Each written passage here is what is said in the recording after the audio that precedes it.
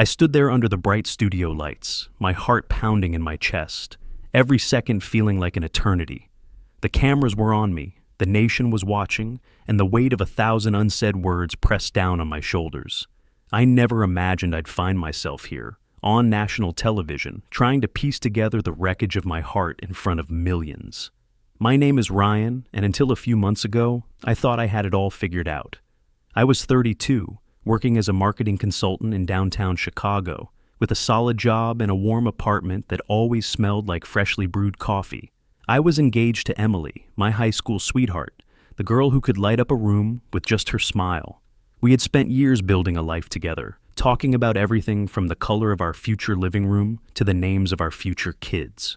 She was my rock, my confidant, my home. Or at least I thought she was. It all started with the ring, my grandmother's ring, a family heirloom passed down for generations, a delicate gold band with a sapphire that caught the light like a tiny piece of the night sky. It had been in my family for over 100 years, and when I slipped it onto Emily's finger, I thought it was the final chapter in our fairy tale. But the fairy tale turned into a nightmare when I got home from work one Friday night. I found the ring box empty on the dresser. At first I thought maybe she had taken it to get it cleaned, or maybe she was surprising me with a new setting. But when I tried to call her, her phone went straight to voicemail. My heart dropped to my stomach, and an icy dread crept up my spine. Then the real blow came. I logged into our joint account, and there it was, the sale receipt. She had sold the ring, my grandmother's ring, gone, without a word, no note, no explanation. Just a cold, impersonal transaction that screamed of betrayal. I tried to reach out, to understand, but every call went unanswered, every message left on read. And then, as if to twist the knife even deeper, she blocked me. Completely erased me from her world with the tap of a finger. I felt like the ground had been ripped out from under me. My fiancée, the woman I had trusted with my heart and my family's history, had sold a part of my soul and disappeared without a trace. I was left standing in an empty apartment, the echoes of our laughter still clinging to the walls, wondering how everything had unraveled so quickly. I didn't know it then, but this was just the beginning of a story that would take me from heartbreak to humiliation, from private pain to public spectacle. And as I stood under those studio lights, about to propose again in front of the world, I could feel her watching me from the shadows, like a ghost I couldn't shake, a silent witness to the most vulnerable moment of my life. In the days that followed, I walked around in a fog, the world around me muted, like someone had turned the volume down on my life. My friends tried to reach me, but I couldn't bring myself to tell them what had happened. I was too ashamed, too raw. The betrayal clung to me like a second skin. Every glance in the mirror felt like I was staring at a stranger. I kept telling myself there had to be an explanation. Emily wasn't like that. She couldn't be. We had shared everything, late-night talks under the covers, long walks along the lakefront, dreams of growing old together. She couldn't have just sold the ring and blocked me without a word. There had to be something I was missing. I threw myself into my work, trying to distract myself, but every time I looked at my phone, my fingers hovered over her name. I wanted to hear her voice, to believe it had all been a mistake, but the silence was louder than any explanation she could have given me. Then the small, nagging signs started to appear. It began with the messages. One night, after another futile call to her blocked number, I noticed a strange email in my spam folder. It was from a pawn shop downtown, the same place she'd sold the ring. The email was a receipt, time-stamped a week earlier than I thought. My stomach twisted as I read it over and over. She hadn't just sold the ring on a whim, she had planned it. She had taken my grandmother's ring and sold it behind my back before she ever left. I tried to tell myself it didn't mean anything. Maybe she was desperate for money. Maybe she was in trouble. But the more I thought about it, the more the puzzle pieces refused to fit. Emily and I had always been honest with each other. If she needed help, she would have told me. We shared everything. Or so I thought. Then there were the social media posts. Even though she'd blocked me, some of our mutual friends hadn't. One night, I saw a photo that made my blood run cold. It was Emily, out at a fancy bar downtown, a bright smile on her face and a new ring glittering on her finger. It wasn't my grandmother's ring, but it was there, bold and defiant, a statement I couldn't ignore. I felt like I was losing my mind. My fiancé had vanished from my life, sold the one thing that tied me to my family's history, and was now flaunting some new life in front of everyone we knew. The betrayal burned like acid in my veins, but I still clung to a desperate hope that there was an explanation. I started digging, scrolling through every post, every comment, looking for clues. My apartment became a shrine to the mystery of her disappearance. Post-it notes covered my walls, each one a breadcrumb, leading me deeper into the darkness of her betrayal. At night, I lay awake replaying every moment we'd shared, searching for signs I might have missed. Did she flinch when I talked about the future? Did she ever seem distant, distracted? My memories became a minefield of doubts and second-guessing, every detail another crack in the foundation of my trust. And still, I couldn't bring myself to accept the worst. I told myself she was confused, that maybe she was just scared, that she'd come back to me when she was ready. I held on to that belief like a drowning man clutching a lifeline. I told myself I'd wait as long as it took, but deep down, a small voice was whispering the truth I didn't want to hear. A voice that said she hadn't just left. She had chosen to erase me, to erase us. And that ring wasn't just a piece of jewelry. It was a symbol of everything we had built together, and she had sold it for a quick payday and a new start. The final straw came when I saw her one evening, purely by accident. I was at a friend's birthday party, trying to pretend I was okay, when she walked in like nothing had happened. Her hair was done up in soft waves, her dress clinging to her in a way that made my heart ache with a mix of longing and fury. She laughed easily, talking to someone I didn't recognize, her hand resting lightly on his arm. When she saw me across the room, her smile faltered for a second. Just a second. But it was enough. In that moment, I saw it all. The truth I'd been trying to ignore, the cold calculation behind her bright smile. She looked away as if I were nothing more than a stranger, and in that glance, I realized that I was. I left the party early, my mind spinning. The betrayal wasn't just about the ring anymore. It was about everything. My fiancé had built a new life while I was still trying to salvage the ruins of the old one. And though I didn't have all the answers yet, I knew one thing for sure. The woman I loved was gone, and in her place was someone I didn't recognize at all. I didn't sleep much after that night at the party. The image of Emily, her laughter, her new ring, her hand on that stranger's arm, played on repeat in my mind. It was a cruel, endless loop that left me feeling hollow. But somewhere in that emptiness, a spark of something else began to grow. Anger, determination, a need for the truth that wouldn't let me rest. I decided I couldn't just sit back and let her rewrite the story of us. If she was going to erase me, then I was going to find out exactly what she was hiding. I wasn't sure what I'd do with that knowledge yet, but I knew I had to see the truth with my own eyes. I started with the joint bank account. She'd already drained it when she sold the ring, but I hadn't looked beyond the obvious transactions. I dug deeper, pulling months of statements and cross-referencing them against her social media posts, our shared calendar, and old text messages. Late at night, my apartment looked like a war room, papers strewn everywhere, screenshots pinned to a corkboard I'd bought just for this. That's when I found it. A string of payments to a hotel in the city. Weekly, like clockwork. She hadn't just sold the ring for a quick payout. She'd been living a double life right under my nose. Every time she said she was working late or visiting her sister, she'd been holed up in that hotel. I remember staring at the receipt, my hands shaking. The betrayal cut deeper than the ring ever could. It wasn't about money anymore. It was about the lies she'd woven so carefully. The life she'd built with someone else while I was at home waiting for her. The next day I took a personal day from work. I told my boss I was sick, but the only thing I was sick of was the half-truths I'd been telling myself. I went to that hotel, my heart hammering in my chest, half expecting to see her there with him. The clerk at the front desk didn't want to tell me anything at first, but I'd grown used to the polite smile of customer service people, the way they wanted to keep everything neat and tidy. I leaned in close, dropped Emily's name, and showed him a photo of us together from happier times. I let my voice crack, just enough to sound desperate and sincere. He finally caved, pulling up the guest history on his screen. Emily's name was there, linked to the same room number over and over again. And there was a second name too. Mark.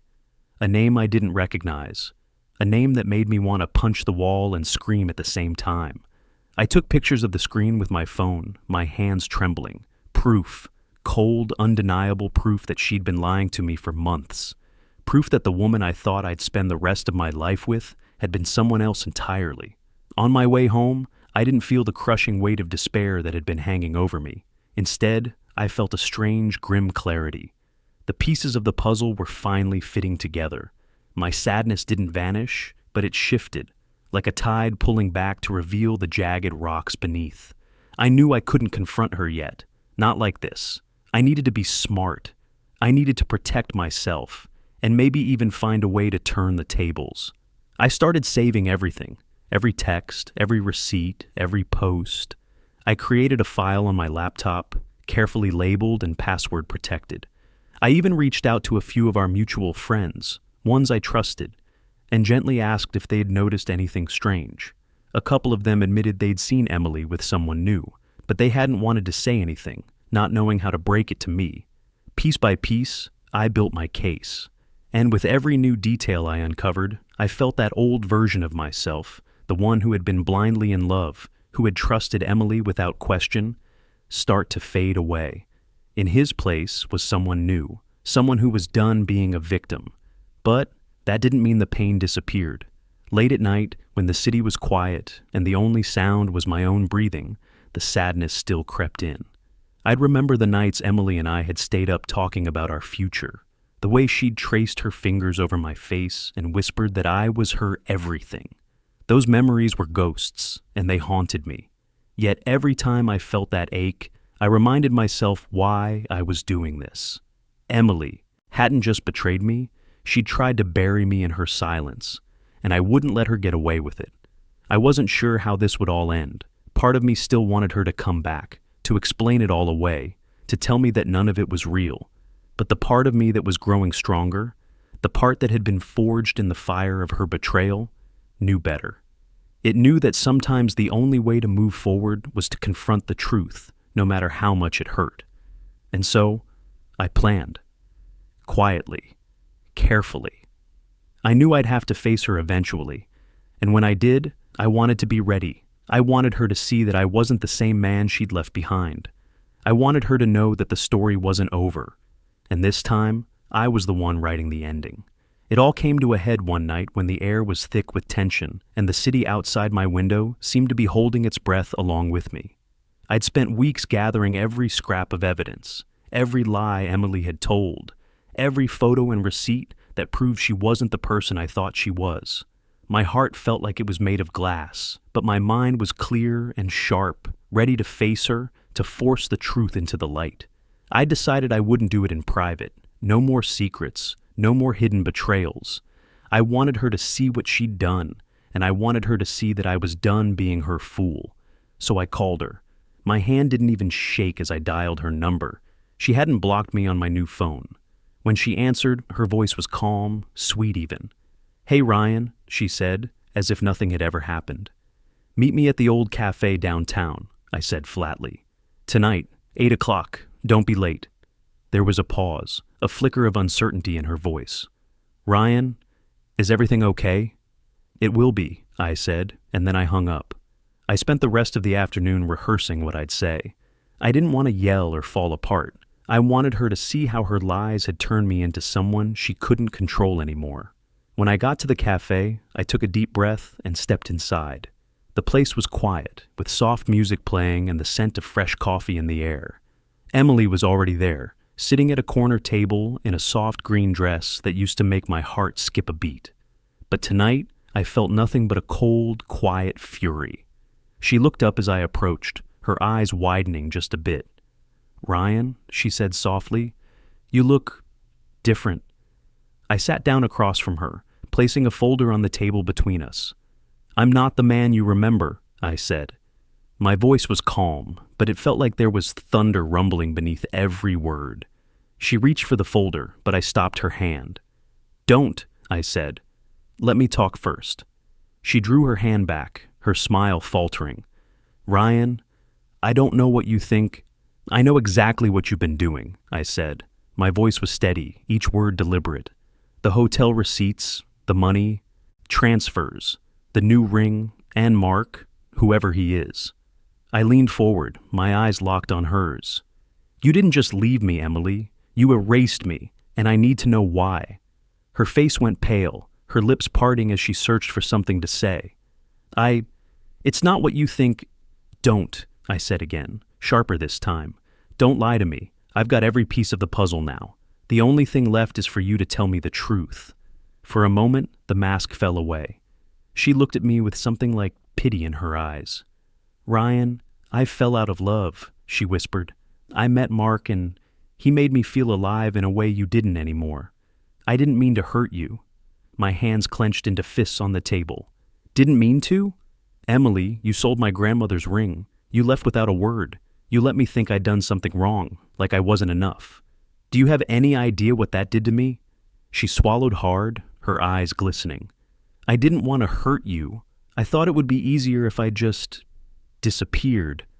Easier for you, maybe, I spat, my voice shaking with anger.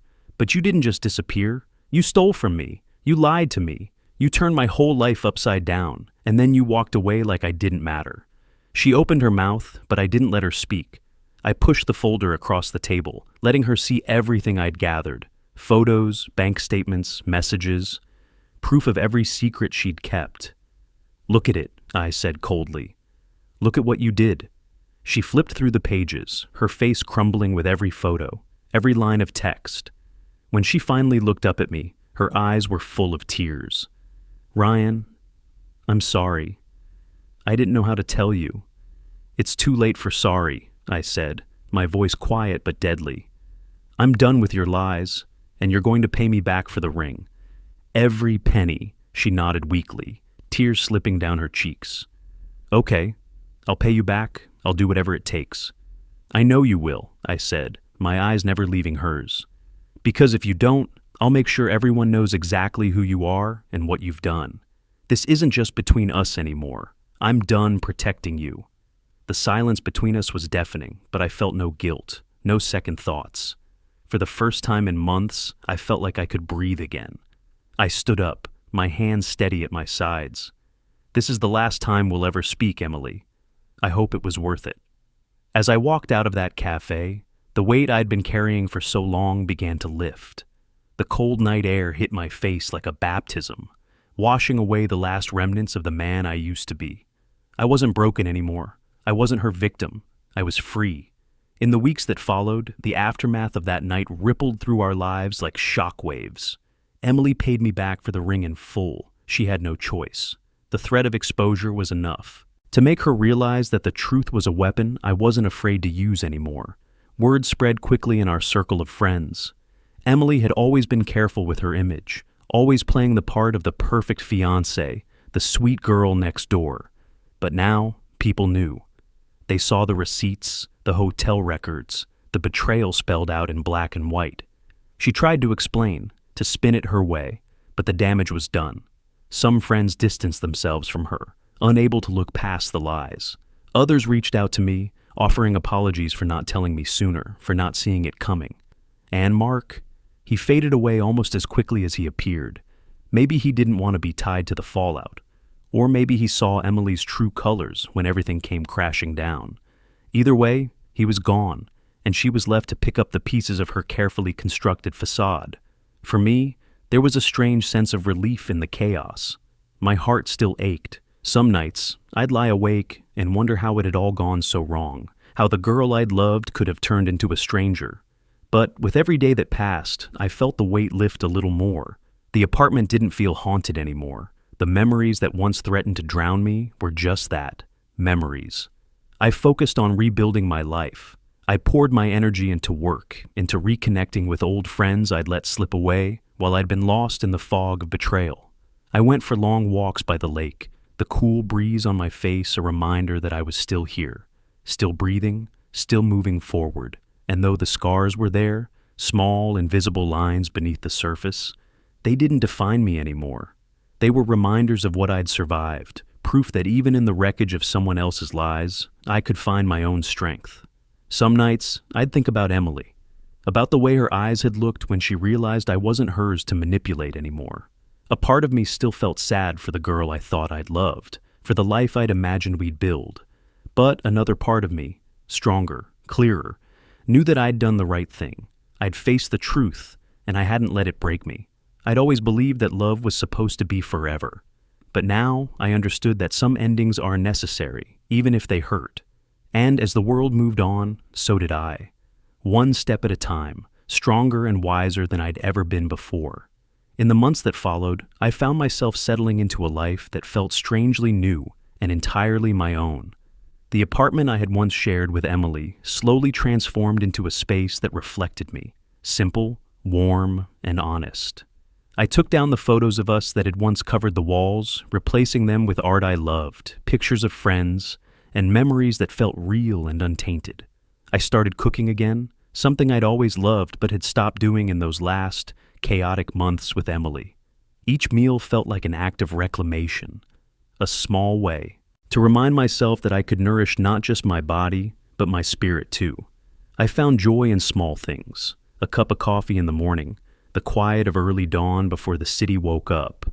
Work, too, became a place of growth. My boss noticed the change in me, the newfound focus that came from having faced down the worst of my fears. I poured myself into new projects, finding pride in what I created, not because I needed to prove anything to anyone, but because I wanted to. My friends became my anchor. The ones who had stood by me during the worst of it never let me slip back into that darkness. They reminded me that I was worthy of love and respect, not because of what I had to offer, but because of who I was. They saw the cracks in my armor and didn't flinch. Slowly, their laughter and loyalty helped patch those cracks, turning them into something stronger than I'd ever known before.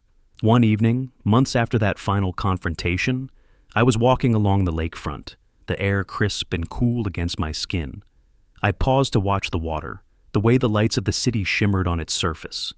For the first time, in what felt like forever, I felt calm. The memories of Emily and all the pain she'd caused were still there, but they didn't sting anymore. They were just part of the story, part of how I'd become the man standing there, breathing in the cold night air and feeling whole again. I realized then that the ring, my grandmother's ring, wasn't the real loss. It was just a thing, a symbol, yes, but ultimately just a thing. What mattered was what I'd learned, that love can blind you, that trust can be broken in an instant, but also that betrayal doesn't have to define you. It can teach you to see yourself more clearly, to value the parts of you that no one else can touch. And so, I kept moving forward. I didn't rush to fill the empty spaces Emily had left behind. I wanted to let life come to me at its own pace. I wanted to be sure that the next person I let in would know the real me, the man who had walked through fire and come out on the other side. Some nights when the city was quiet and the weight of the past felt like a distant echo, I would lie in bed and let myself feel grateful. Grateful that I hadn't let her betrayal turn me into someone bitter or closed off. Grateful that I could still believe in love, even if it looked different than I'd once imagined. I knew there would be more heartbreaks in the future, more challenges to face, but I also knew that I had found a strength in myself that no one could take away. The kind of strength that comes from surviving the worst and still choosing to hope. So, that's where I am now, standing in the quiet after the storm, with a heart that's healing and a life that's finally truly mine. And for the first time in a long time, that's enough. As I look back on everything that happened, I realize that sometimes the hardest lessons come from the people we trust the most. Emily taught me that love isn't just about grand gestures or shared dreams. It's about honesty, loyalty, and the quiet, steady choice to stand by someone even when it's hard. When she walked away, she forced me to see that my worth wasn't tied to her love.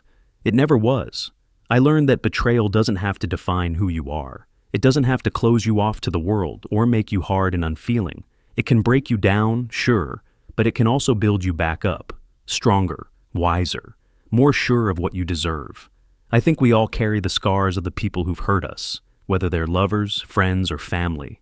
Those scars are a testament to what we've survived, but they're also a reminder that even in our darkest moments, there's a part of us that refuses to give up, a part of us that keeps hoping, keeps loving, keeps believing that there's more to life than the pain we've known. I don't know what the future holds for me. Maybe someday I'll fall in love again, someone who sees me for who I really am and chooses to stay. Not because it's easy, but because it's real. Or maybe I'll find contentment in the life I've rebuilt for myself, surrounded by the people who never turned away when things got hard. But either way, I'm not afraid anymore, because I know that whatever comes next, I've already faced the worst and come out the other side. I've learned that true strength isn't about never getting hurt.